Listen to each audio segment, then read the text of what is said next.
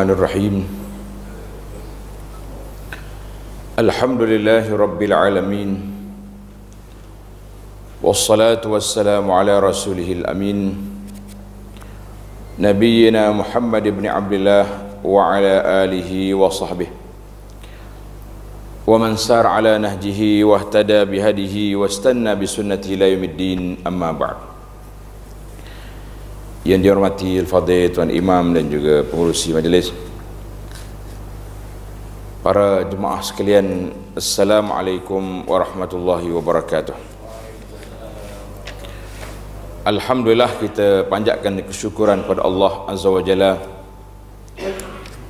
kerana pada pagi yang mulia, yang ceria ini kita dapat bersama dalam majlis ilmu, iaitulah majlis melihat ataupun menilai kepada keadaan kita hari ini. Bagaimanakah persiapan, bagaimanakah keadaan,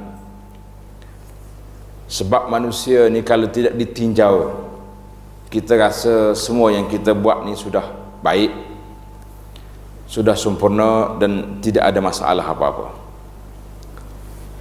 Kerana itu ramai di kalangan masyarakat hari ini berkempen supaya membuat pemeriksaan kesihatan, yang tak sakit pun pergi buat juga, sampai bayar beratus-ratus nak ambil darah lagi, ambil itu ambil ni, semata-mata kerana nak tahu penyakit.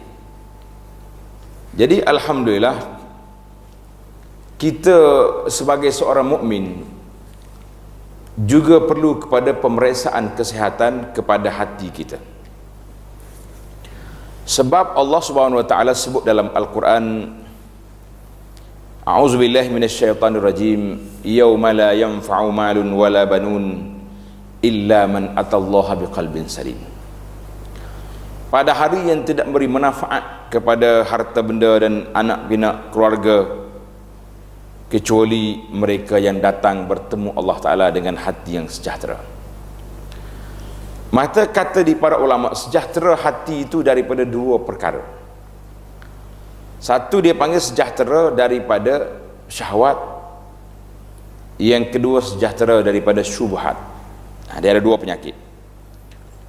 Syahwat ni mari daripada mana? Mari daripada kehendak-kehendak jiwa, kehendak yang ada itu dia panggil penyakit syahwat. Adapun penyakit syubhat itu yang menyerang akal pemikiran kita. Jadi dua penyakit inilah yang menyerang manusia, dan di bawah kategori ini para ulama telah menyenaraikan kepada kita beberapa perkara yang perlu kita semak. Kerana sakit itu dia mari bermula dengan sedikit kita tak tahu, biasa tu kecil manis baru tahap berapa baru, tak berpantang, tak pergi ambil ubat, akhir sekali potong kaki lah buat. Sama juga dengan penyakit kita ni, kita tahu kita ada penyakit, dia panggil amrad al-qulub, penyakit hati ada. Tengok orang senang sakit hati, tengok orang ni dengki, jadi tak habis-habis. Maka kalau penyakit itu tidak diubati, dia akan bawa kepada kematian. Maksudnya mati hati, dia tidak akan rasa apa-apa lagi. Jadi yang kita bimbang hari ini ialah mati hati kita ni daripada rasa bertanggungjawab, mati hati kita tentang perkara-perkara yang menjadi kewajipan kita terhadap Allah Azza wa Jalla, ataupun kita tak rasa apa-apa. Sama ada kita buat yang Allah Ta'ala suruh ataupun kita buat yang Allah Ta'ala larang, kita tidak terasa bersalah.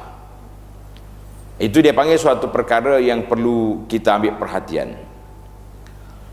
Jadi di antara penyakit yang pertama, di bawah kategori penyakit syahwat, ini penyakit Allah Ta'ala sebut dalam Al-Quran, surah Ali Imran ayat 14. Tuan-tuan tanda ni, surah Ali Imran ayat 14. A'udzubillahi minasyaitonirrajim. Zuyyina lin-nasi hubbus syahawati minan nisa'i wal banina wal qanatiril muqantarati minadh dhahabi wal fiddah wal khairil musawwamati wal an'ami wal harth dzalika mata'ul hayatid dunya wallahu 'indahu husnul ma'ab. Ijib ayat dia panggil ayat dunia, diperhiaskan bagi manusia itu suka kepada syahwat, sayang kepada isteri, anak-anak, harta benda daripada emas dengan perak. Hari ni duit lah, emas dengan perak ni barang-barang. Kenderaan yang baik, iaitulah kuda yang baik. Kita zaman kita ni kereta, dan hayawan-hayawan ternakan dan juga tanaman. Mana lengkap lah. Manusia ni duduk situ ya, dia duduk di kebun, duduk di hayawan, duduk di emas dengan perak, duduk dia, itu dia panggil zalika mata'ul hayatid dunya. Itu adalah merupakan mata benda dunia. Wallahu indahu husnul ma'ab. Allah Ta'ala di sinilah tempat sebaik-baik tempat kembali. Jadi kalau kita tengok kepada ayat ini, maka disambung dengan satu riwayat daripada Abi Barzah, innama akhsha alaikum syahawatil ghayy fi butunikum. Sesungguhnya aku takut menimpa ke atas kamu syahwat yang mengganggu dalam perut kamu. Duk kira nak makan, duk kira nak tu nak ni. Wa furujikum, dan juga faraj. Ini dipanggil syahwat. Wa mudillatil hawa, dan perkara yang menyesatkan kerana mengikut hawa nafsu, ini dia panggil syubhat. Mana perkara-perkara yang boleh memesongkan pemikiran kita terhadap Allah Azza wa Jalla. Hadis ini riwayat oleh Imam Ahmad dan lain-lain. Jadi apabila kita senaraikan, dua penyakit sudah ada. Cuma di dalam nota yang saya bawa ni ada beberapa penyakit. Kita cuba tengoklah secara perintah lalu. Kalau nak ambil semua memang tak sempat masa, tetapi kata orang daripada tak dengar semua, baik dengar sebahagian. Itu di antara menarik. Yang pertama dipanggil syahwat hubbud dunia, sebagai dalam ayat tadi, zuyyina lin-nasi hubbus syahawat. Jadi yang pertama sekali iaitulah syahwat, keinginan, cinta kepada dunia dan nak mengumpul harta. Biasa dia dua kaitan. Nak ke dunia, dia pergi ke harta. Sebab dunia ni kena ada barang-barang. Ini adalah merupakan syahwat yang pertama yang telah diberi peringatan oleh Nabi SAW terhadap kepada umatnya. Dalam hadis yang sahih Nabi kita bersabda, innad dunya khadiratun hulwatun. Nabi kata dunia ini hijau manis. Sedap nampak tak? Kita dengar apa rasa semangat. Wa innallaha mustakhlifakum fiha. Tapi Allah Ta'ala lantik kamu supaya jaga dia. Kita ni penjaga ya, jangan duduk mentara kita jaga pakai anak ambil semua, tak jadi. Ambil, jaga setakat mana ada. Fayanzuru kaifa ta'malun fattaqud dunya wattaqun nisa. Maka tengoklah bagaimana kamu nak kerja, nak lakukan pada dunia ini. Maka Nabi sebut fattaqud dunya, takutlah kamu terhadap fitnah dunia. Dan hadis ini riwayat oleh Imam Muslim. Jadi rezeki Allah kepada seorang hamba ni sudah tetap. Bila tuan-tuan rezeki kita telah ditetapkan? Ingat ke tak ingat? Waktu kita dalam perut ibu, ketika masih lagi 40 hari. Dia panggil hadis yang panjang tentang kejadian manusia. Kalau tengok dalam kitab hadis 40 tu awal lagi. Ditulis hadis kejadian manusia. Jadi di situ telah ditulis ajalnya bila mati, rezekinya sudah tulis. Yang kita bimbangnya syaqiyun am sa'id, orang ni baik, orang ni tak baik, sudah juga ditulis. Cuma kita tak tahu, tak nak kata, kalau kita ni tak payah buat apa lah, pakai tunggu, muka Tuhan dah tulis. Jadi kita tahu ke yang ditulis tu apa? Kalau tak tahu, maka kita kena berusaha untuk mendapat yang terbaik. Nah, itu dia bagi. Rezeki sudah tetap. Karena itulah Nabi SAW dalam hadis bersabda, aku tidak bimbang kamu ni fakir, sebab setiap orang itu sudah ada rezeki. Cuma kefakiran itu mungkin ada beberapa faktor yang tersendiri. Tetapi kata Nabi SAW, wallahi mal faqra akhsha alaikum. Nabi kata, demi Allah, bukanlah kefakiran yang aku takut menimpa kamu. Sebab Nabi tahu Allah Ta'ala bagi dah mukjizat kepada Nabi SAW. Kita ni akan hidup di antara masa yang begitu orang panggil hebat. Macam zaman kita hari ni, rezeki sangat banyak, melimpah ruah rezeki. Kadang-kadang kita nampak macam orang ni buat dah tak hirau dengan rezeki yang Allah Ta'ala beri. Tanah kita luas, tapi tak pergi tanam pokok-pokok. Jadi punca rezeki tu ada. Orang hari ini dia lebih suka naik basikal daripada menyangkut tanah. Kalau kata nak sihat tu berbadan, menyangkut ni sihat tak sihat? Tanya orang lama-lama, dia jawab selalu sihat. Dia tanya orang baru ni tak sihat, dia tak naik basikal sihat, dia tak boleh apa-apa tu. Tak. Semalam kita tengok orang Kayuh kuat. Kata berapa jauh pergi? Tak jauh, dia kata dekat-dekat 50 kilo. 50 kilo pergi. Kata rumah dengan masjid berapa langkah? Dia kata tanya lagu ni berat selalu. Rumah dengan masjid kadang-kadang 50 langkah ya, tak sampai.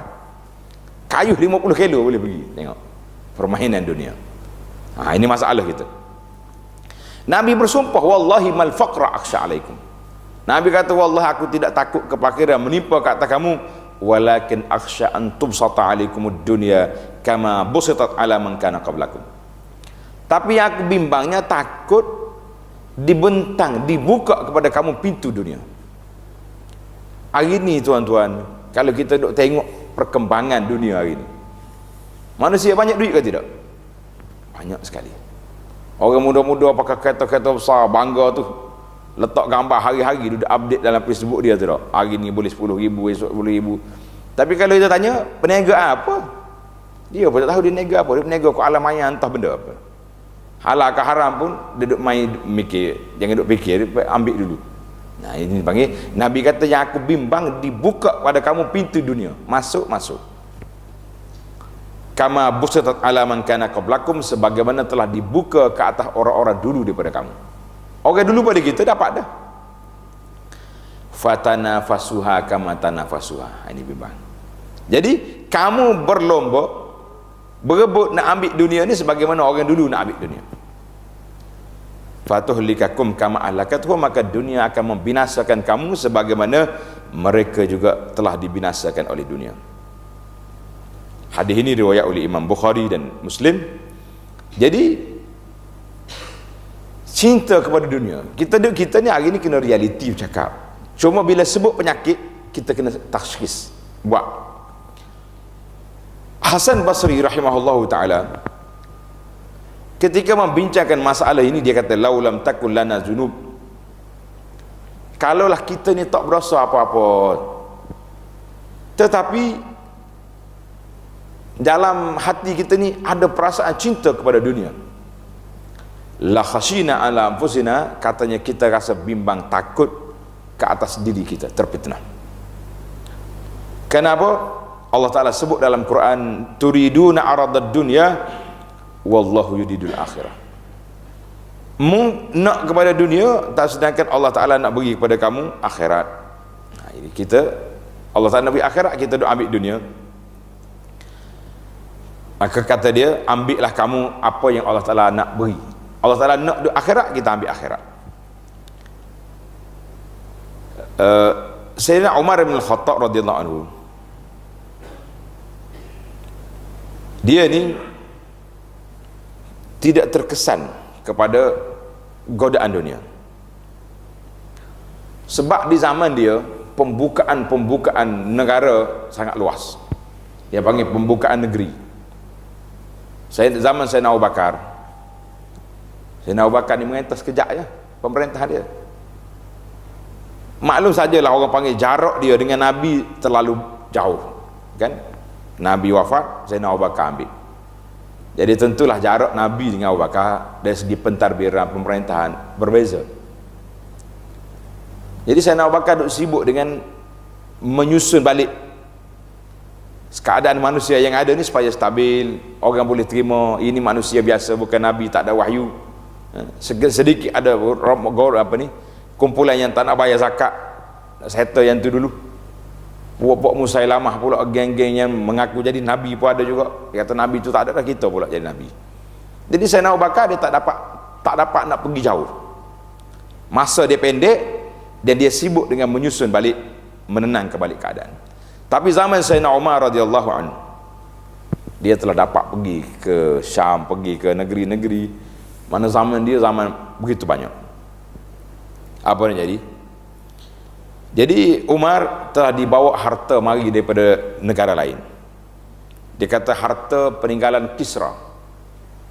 Kisra ni raja Parsi. Hebatlah zaman tu, empire besar ada dunia gitu, Parsi dengan Rom, kan? Maka mari cantik letak sini. Sayyidina Umar tudung. Dia panggil orang, "Ta'al, mari." Orang-orang Madinah mari berkumpul sini. Bila ramai mari, fakushifa, buka tudung tengok, Allahu Akbar. Berkelip, oh ni mah, oh ni mana segala perhiasan semua ada belakang. Apa nak jadi tuan-tuan? Fabaka Umar. Sayyidina Umar menangis. Kalau kita kata dia tak ada, dia main yahoo happy macam budak-budak, tak ada lah. Tengok yang harta dia menangis Sayyidina Umar radhiyallahu. Orang bertanya dia, "Ya Umar, ma yubkika ya Amirul Mukminin?" Apa sebab tuan menangis? Kenapa menangis? Patut hari inilah hari kita bergembira, happy tengok harta banyak. Kata Sayyidina Umar, "Hazi ghanaim ghanamallahu lana." Ini harta Allah Ta'ala beri kepada kita, tetapi kena ingat harta ini diambil daripada tuan dia. Nak ambil tuan dia tu terpaksa kena menumpahkan darah, terpaksa kena macam-macam perang. Itu kata Sayyidina Umar. Jadi Sayyidina Umar berfikir bahawa kita nak dapat harta dunia ni, kita terpaksa kena tumpahkan darah orang lain. Itu dia panggil satu perkara yang dipikirkan. Jadi apa yang ditangis oleh Sayyidina Umar radhiyallahu anhu itu telah disebut oleh Nabi sallallahu alaihi wasallam. Nabi kata apa? Kaifa antum?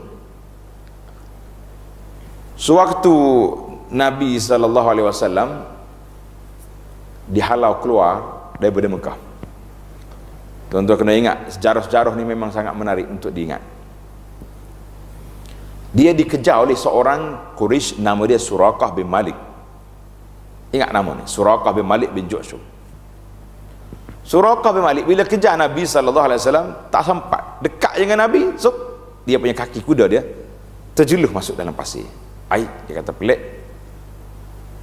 Kalau dia ni ibarat zaman kita hari ni, kita tahu belaka di jalan kampung kita ni, kat mana ada tol, kat mana ada lubang, kat mana ada kamera rahsia tu, tahu belaka.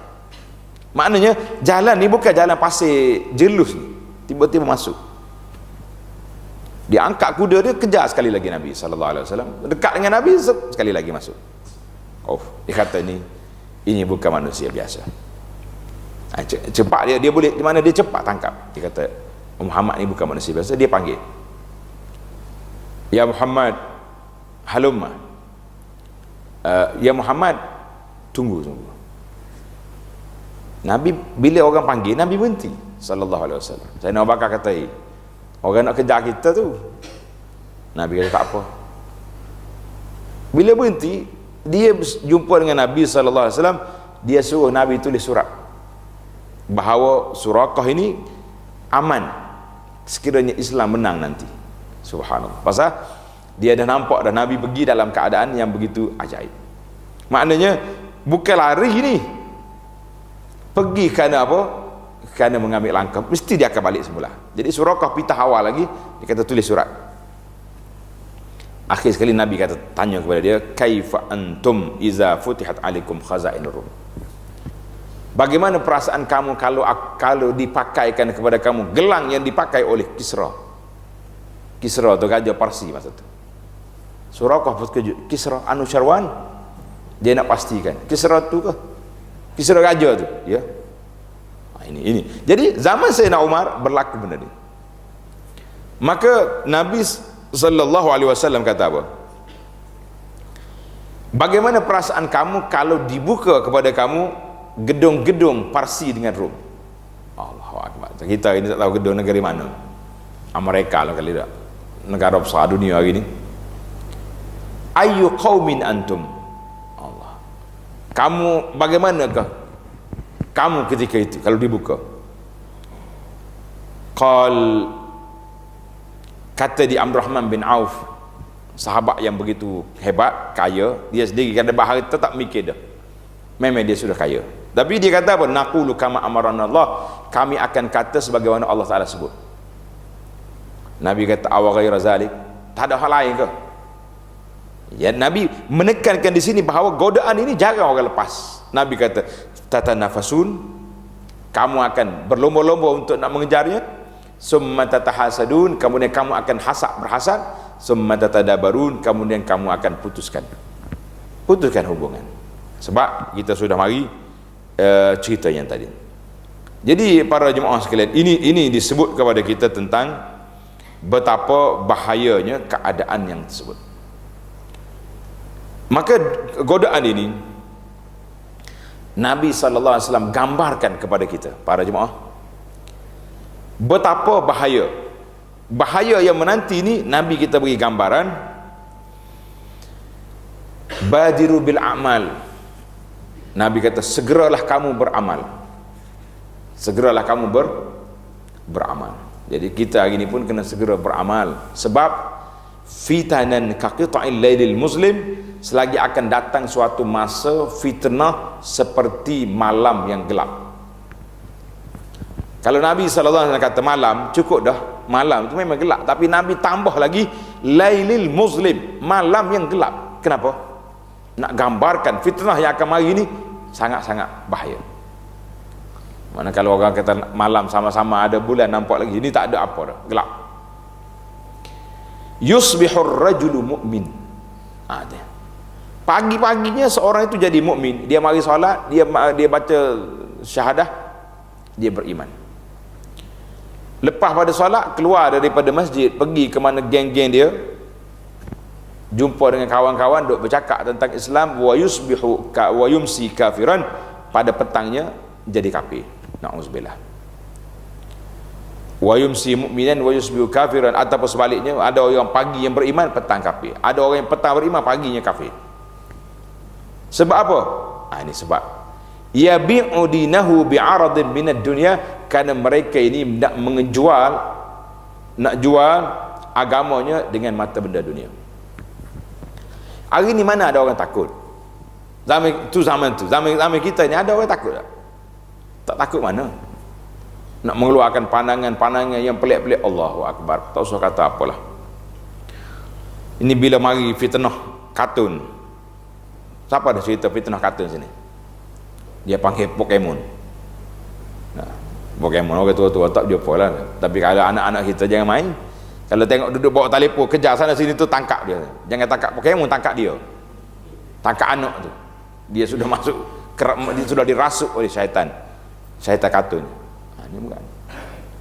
Jadi bila mari fitnah ni, saya kata betul-betul yang Masya Allah, tabarakallah, Allah nak gambarkan bagaimana kalau Dajjal mari esok. Dajjal mari esok tak lekat nak pegang orang. Dajjal ni bila sampai Madinah, dia tak boleh masuk dalam bandar Madinah, dalam tanah haram Madinah tak boleh masuk, sebab telah dikawal oleh para malaikat kawal. Yahrusun, semua pintu masuk Madinah malaikat jaga. Tapi dia naik atas bukit di Jurf, dekat dengan pinggir bandar tu, dia goncang, geregu dengan kaki dia. Kata Nabi SAW, ketika itu orang dalam Madinah, Dajjal tak boleh masuk, orang dalam tu keluar. Orang-orang munafik, orang-orang yang tidak mantap imannya, na'udzubillah, akan lagi pergi ke Dajjal. Maknanya tak boleh nak pegang. Sehingga Nabi sebut dalam hadis, seorang laki-laki tu kena kurung anak-anak perempuan isteri dia supaya tidak terpengaruh dengan dajjal. Kurung dalam rumah. Jangan bagi keluar. Kalau bagi keluar mungkin terperangkap pergi juga. Nah, ini dikata. Jadi gambaran begini. Bila kita tengok marinya fitnah benda-benda lagu ni, fitnah kata ni, subhanallah. Manusia jadi tidak berakhlak, tidak beradab, macam-macam banyak lagi tidak. Bila sahabat kita Mufti Hafizahullah letak nasihat ya situnya, oh nyepakat kutub, Masya Allah, tabarakallah, macam tak ada harga, macam kawan ni tak lulus ngaji pasti pun lagi, dia punya standard harga tak ada. Saya pun ambil share juga di Facebook saya, tumpang sekali dengan kita kena ustaz kepala lutut lah, macam-macam dia bagi, dia tak ada otak. Jadi dia tu ada otak tu, duduk kejar ke benda yang tak ada faedah tu ada otak. Subhanallah, itu kita kata kecelaruan. Jadi Nabi bagi gambaran yang begini, sama ada fitnah dunia itu dalam bentuk harta benda atau fitnah yang melara akan begini, cukup bahaya. Jadi penyakit inilah yang menyerang hati kita para jemaah sekalian, yang sangat kita takut. Nabi kata pagi manusia kafir, petang beriman, sebab kecelaruan yang terlalu besar. Jadi sehingga dia tak boleh nak fikir, tak boleh nak apa ni, Allah tak boleh nak fikir macam mana dia punya keadaan. Hadis ini juga diriwayat oleh Imam Muslim. Sayyidina Umar bin Abdul Aziz rahimahullah wa radhiya anhu, seorang khalifah. Umar bin Abdul Aziz ini pemerintahan dia 2 tahun lebih saja, tapi ajaib tuan-tuan, tak ada orang yang boleh terima zakat. Zaman dia, keadilan Allah Ta'ala beri pada dia, tak ada orang yang boleh terima zakat. Semuanya senang berlaku. Pasal apa? Bila orang dah banyak duit, orang dapat kesedaran, maka zakat itu banyak beri. Bila banyak beri, jadi semua orang itu dah kenyang belaka, tak ada. Nak bagi orang ni, saya pun nak keluar zakat juga. Jadi tak ada orang miskin. Sebab apa tak ada orang miskin? Jadi para ulama mengatakan 2 masalah sini. Yang pertama sekali, Allah Ta'ala sebut dalam Quran, walau anna ahlal qura amanu wattaqau la fatahna alaihim barakatin minas sama. Kalau penduduk negeri itu beriman dan bertakwa, Allah Ta'ala buka keberkatan daripada langit dan bumi. Maknanya pintu kesenangan itu mari. Punca. Yang kedua, kerana pemerintahan yang adil. Pemerintahan yang adil, dalam buku sejarah tulis di zaman Bani Umayyah tersimpan dalam muzium. Kalau kita kata nama muzium lah, tersimpan dalam muzium dia biji syair gandum atau bali yang kecil ujung ni, tapi dia punya besar macam biji tamar. Jadi orang dia tulis di situ, ini syair yang tumbuh di zaman pemerintahan yang adil. Subhanallah. Letak. Kita kalau boleh buat pameran juga benda-benda lagu ni. Buah-buah yang tumbuh di zaman kesuburan, di zaman pemerintah adil, letak di pameran. Kemudian yang tumbuh pula di zaman pemerintah lain pula besar juga, tapi kelon lah, macam-macam, kena penyakit ada. Umar bin Abdul Aziz sehingga menjadi masal, sebutan orang. Dia kata zaman Umar bin Abdul Aziz, manusia duduk bercakap, pagi-pagi duduk bercakap. Lepas solat subuh semua pakai tanya, awak berapa juzuk Quran baca? Orang ni berapa Quran, berapa surah hafal? Itu perbincangan. Mari zaman lain pula, saya pun tak nak sebut nama khalifah, Allah yarhamu. Nah, kita kata rahimahullah, khalifah itu. Orang duk cakap tentang berapa bilik rumah baru buat, berapa besar bangunan, berapa. Jadi orang duk sibuk tentang benda-benda lain. Orang duk sibuk, mari khalifah, orang duk sibuk tentang berapa orang kamu ada hamba, berapa orang. Jadi duk sibuk dengan isteri, duk sibuk dengan orang perempuan. Maka timbullah ahli falsafah mengatakan an-nasu ala dini mulukihim, manusia itu mengikut gaya hidup pemimpin. Manusia mengikut gaya hidup pemimpin. Ada kalau pemimpin duk bermewah-mewah dengan benda di benda ni, rakyat akan ikut. Satu. Mari zaman kita hari ni, para pendakwah di zaman abad kita ni pula tukar punya falsafah. Tukar. Kalau dulu manusia hidup mengikut pemimpin, dia kata zaman sekarang ni an-nasu ala dini i'lamihim, manusia hidup hidup mengikut gaya siapa? Gaya media mereka. Dah TV hari-hari duk tayang benda ni, akhir sekali habis benda ni. Nah, siapa anak kita kalau nak makan ayam tak cari kedai-kedai kampung ni, nak cari kat kedai hak ada kepala orang tua tu. Nah. Jadi maknanya gaya hidup sudah bertukar. Umar bin Abdul Aziz lamma waliyal khilafah, bila dia dilantik menjadi khalifah, apa jadi tuan-tuan? Bakar, menangis. Orang bertanya dia, ya Aba Fulan atakhsha alayya, kenapa tuan menangis? Kenapa menangis? Jadi orang tanya dia, kenapa tuan menangis? Patutnya bila jadi khalifah suka lah kan, orang pakat duk tahniah belakang dia nangis. Dia tanya balik, kaifa hubbuka lid-dirham. Jadi orang tanya dia balik, kenapa tuan menangis? Bagaimana perasaan tuan dengan duit-duit yang ada ni? Dia panggil dirham zaman itulah, qalil uhibbu. Umar kata, aku biasa, macam biasa juga, la zuhud, tak mau-mau buat aku. Qala la takhaf fa innallaha sayu'inuk. Orang pakat nasihat dia, tuan khalifah jangan takut, Allah SWT akan bantu tuan. Tapi kalau awal lagi, belum akad sumpah lagi, istilah kita sekarang tak, belum akad sumpah lagi dah bertukar kita punya tu, itu masalah besar. Baik, kita cuba tengok. Ada beberapa tanda manusia ni telah dikuasai oleh perasaan hubbud dunia, cinta kepada dunia. Yang pertama sekali, tanda itu kita buat nota masing-masing. Bai'ul akhirah bil iqtiraf minal mal, jual kepentingan akhirat dengan mengambil harta yang tanpa kita tengok halal ataupun haram. Ini masalah. Hari ini tak tahulah, marilah orang jual saham apapun, pakai beli belakang.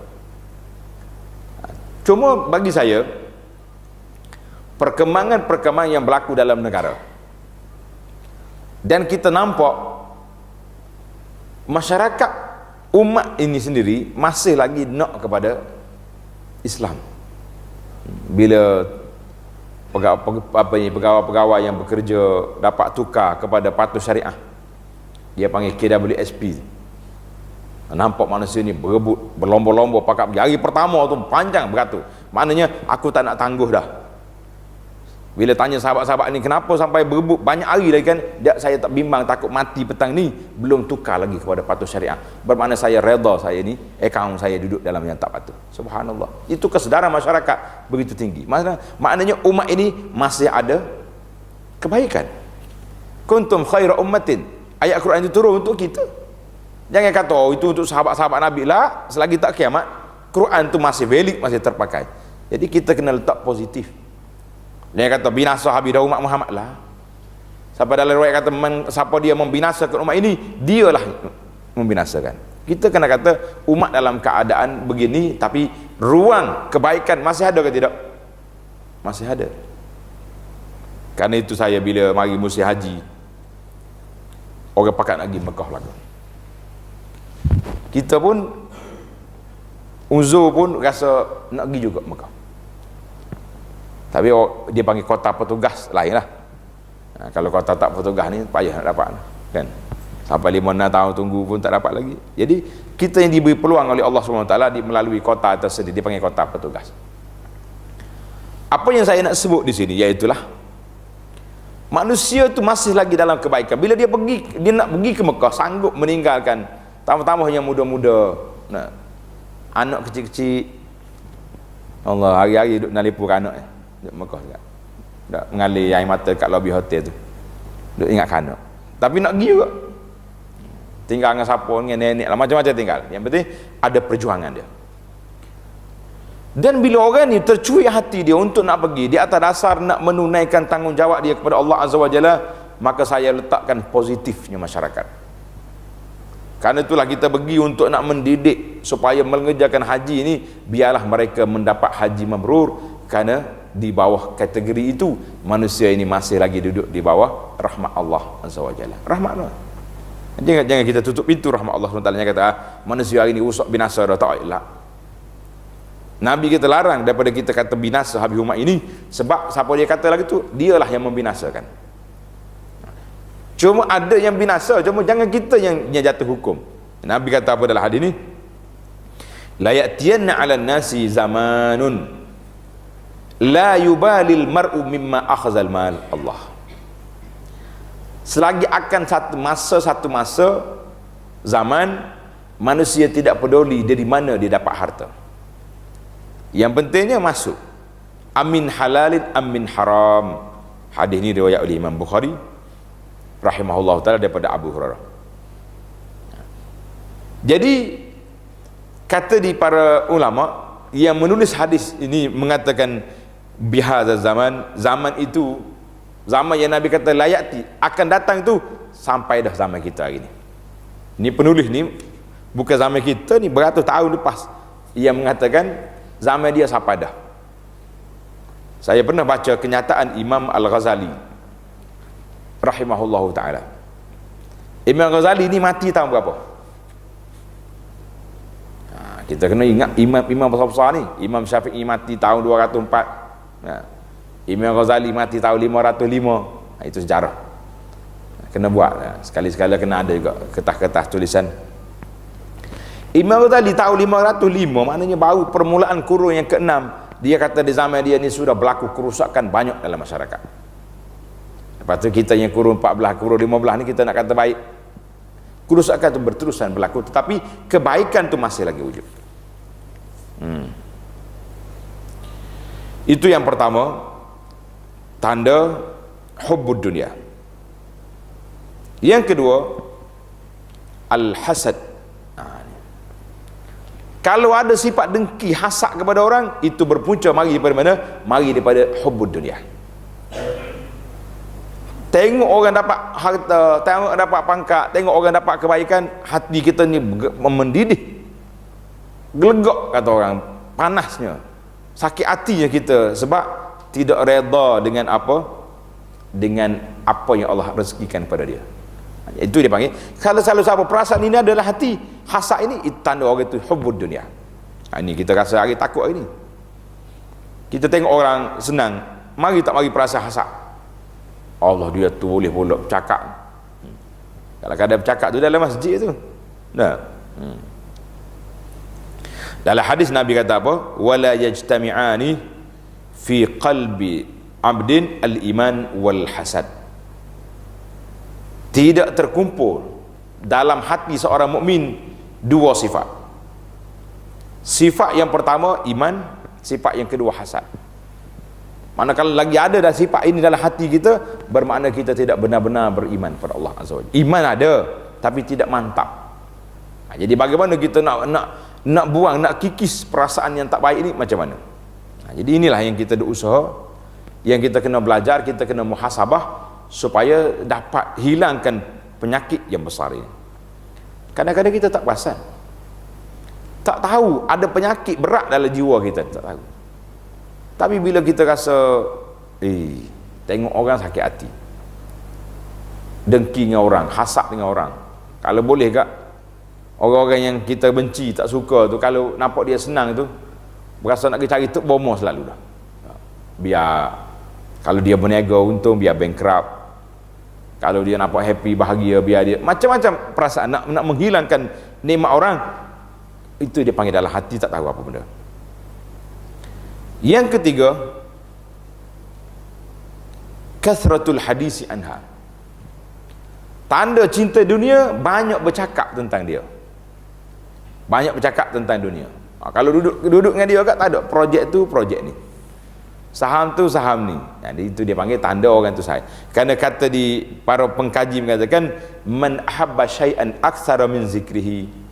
Siapa dia suka kepada benda, satu benda, dia akan sebut banyak benda tu. Kita ni kalau sayang ke anak, bercakap dengan kawan ke, dengan siapa ke, duk cerita ke anak dia. Oh, anak dia nama apa contohnya, nama Ahmad. Ahmad agak begitu, Ahmad makan, Ahmad berjalan, Ahmad lompat, habis cerita. Macam orang lain tak ada anak cucu. Macam dia seorang yang ada anak. Itu tanda dia sayang. Mana kau duduk kawan-kawan cerita apa-apa, cerita cucu dia. Jadi dia panggil tanda. Jadi kita pun kalau duduk bercakap kita tentang benda tu benda ni ya, Allahu Akbar. Ada seorang dulu orang cerita, kalau bercakap dengan dia asyik duduk tengok lengannya. Rupanya dia nak bagi tahu dia ada gelang baru. Tu ya dia. Kejap-kejap dia tengok. Orang apa tengok juga. Dia seronok orang duduk tengok belakang dia tu. Dia kata apa dia sayang benda tu, sayanglah. Jadi ini tanda.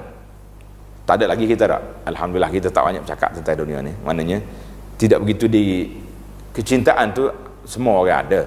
Naluri manusia, tapi orang panggil tidak dikuasai oleh perasaan tersebut yang menyebabkan kita duduk dalam keadaan yang bahaya.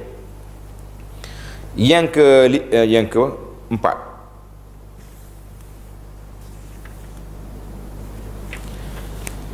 keempat, alamat hubbud dunia yang keempat, al-mughala fil ihtimam bi tarfihin nafs. Melampau sangat duduk mengambil kira tentang penampilan diri. Ini mak itu masuk juga. Kalau makanan tu nak makan standard lah. Ada main nasi bukus ni tak main dia tu. Kita ni nasi hari sekarang ni kalau pelajar-pelajar ni panggil nasi bajet. Tak jumpa orang tu. Ini masalah. Jadi penampilan kita, pakaian agak masya-Allah tabarakallah. Nak comel-comel saja. Beg dia saja pun orang panggil penuh almari dah.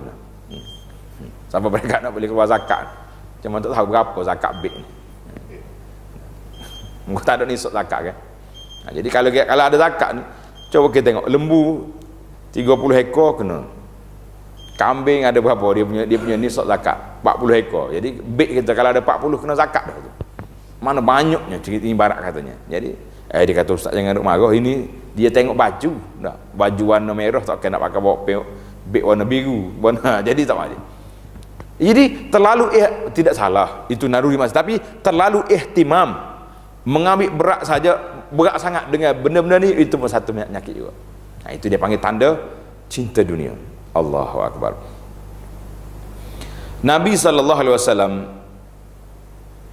ketika hantar Muaz pergi jadi gubernur ke Yaman, Nabi kata iyyaka wat tan'im, aku bagi peringatan kamu jangan terlalu banyak menggunakan nikmat dunia ni, jangan. Dah jadi ketua banyaklah bendanya. Fa inna ibadallah laisu bil mutanaimin, orang hamba-hamba Allah Taala ni tidaklah terlalu bernikmat sangat dalam hidup dia ni, tidak. Jadi Nabi kita sallallahu alaihi wasallam suruh kita berpada-pada ambil benda-benda yang munasabah, yang sesuai dengan kita. Maka kata Nabi sallallahu alaihi wasallam,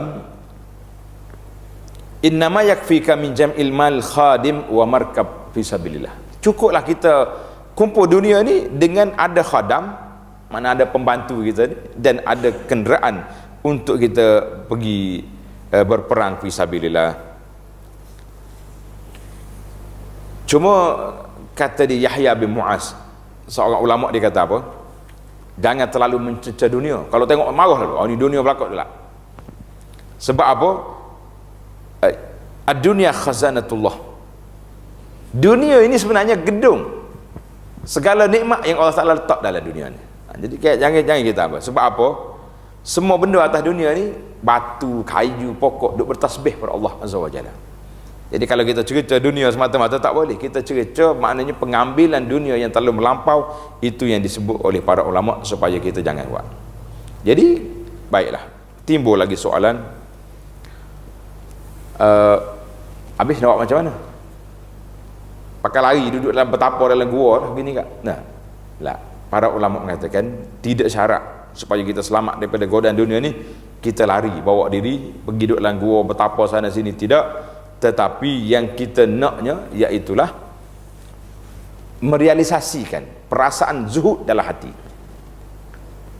Zuhud itu makna apa? Banyak pula huraian kan. Zuhud itu bermakna tidak mencampakkan perasaan cinta dunia tu dalam hati. Mana kalau hilang dunia tu, tidak sampai duka cita sedih yang melampau-lampau. Itu dia panggil. Ambil tak salah. Bahkan ada setengah ulama dulu mengatakan, kanal fil mali fima madha yukrah. Harta ni zaman dulu, zaman-zaman sahabat-sahabat dulu, orang pakat tak suka belaka. Tapi zaman kita ni, kata Sufyan Ats-Tsauri, ulama di kalangan ulama tabi'in, fa ammal yaum fa huwa turs lil mu'min. Hari ini menjadi senjata perisai bagi orang mukmin dengan ada harta. Kita nak bercakap pun, nak pergi nasihat ke orang, nak jadi pendakwah, kalau tak ada harta langsung, orang tengok miskin hangit dia ni nak. Siapa orang nak dengar pun tak ada. Kalau tengok nampak ada sedikit kesenangan, dia kata jangan main dia ni, orang hebat ni. Lepas tu lagi nasihat orang kaya-kaya tu lebih didengari oleh nasihat orang-orang miskin, tak jadi. Maka ke dunia yang kita nak ambil iaitulah zuhud di dalam hati. Apa makna zuhud? Kalau dunia itu hilang, tidaklah sampai peringkat kita mempunyai perasaan yang begitu dahsyat. Itu dipanggil zuhud. Baiklah, mungkin yang terakhir dalam perbincangan kita ini iaitulah apakah tip untuk kita tanamkan sifat zuhud dalam hati kita. Kita tahu dah mengambil dunia yang terlalu dahsyat itu berat, meninggalkan dunia terus pun tak boleh juga. Tapi yang kita nak imbang hidup kita ni tawazun, iaitulah dengan meletakkan perasaan zuhud dalam hati. Apa dia zuhud itu? Bagaimana kita nak menanamkan sifat zuhud? Iaitu dengan cara kita membuat perbandingan. Dia panggil al-muqaranah. Buat perbandingan. Kita hari ni ambil dunia, tak kira halal atau haram, sedaplah waktu hidup ni. Tapi kita nak hidup berapa lama? Timbul soalan, nak hidup tu berapa lama? Kadang-kadang orang yang pergi berhutang berpuluh ribu, beratus ribu hutang dengan bank. Kau hutang dengan orang ke dengan ceti ke? Tak. Dengan buah-buah alung, macam-macam hutang dia. Kerana kononnya nak menyenangkan hidup anak-anak. Tak berapa lama hutang, rumah pun tak siap lagi, mati. Inna lillahi wa inna ilaihi raji'un. Anak-anak tak ada masalah, dia boleh ambil rumah tu, boleh ambil barang-barang yang dibeli oleh ayah dia. Tapi yang bermasalahnya bapak dia tu dalam kubur, dengan ribanya, dengan apa-apa yang tak patut. Dia yang bermasalah. Harta yang dia kumpul tadi boleh ke orang lain duduk senang-senang atas dunia. Jadi kita letak. Jadi kalau kita boleh letak muqaranah, perbandingan di antara kehidupan kita di dunia ni dengan akhirat, bagaimana? Apa kepentingannya nak cari benda yang lebih daripada kemampuan kita? Apa kepentingannya nak ambil? Jadi kita buat pada situlah kita boleh berfikir supaya kita hidup di antara itu. Allahu Akbar. Jadi banyaklah kalau kita ambil di kalangan ilmu para sahabat yang menunjukkan kepada kita betapa tingginya darjat di sisi Allah Azza wa Jalla. Jadi itu dipanggil penyakit yang pertama dalam kehidupan manusia, penyakit hubbud dunia. Cinta kepada dunia yang menyebabkan kita tumpul habis maklumat yang lain. Jadi itu sajalah tazkirah yang dapat saya jelaskan, saya sampaikan kepada para jemaah sekalian. Sekian. Assalamualaikum warahmatullahi wabarakatuh.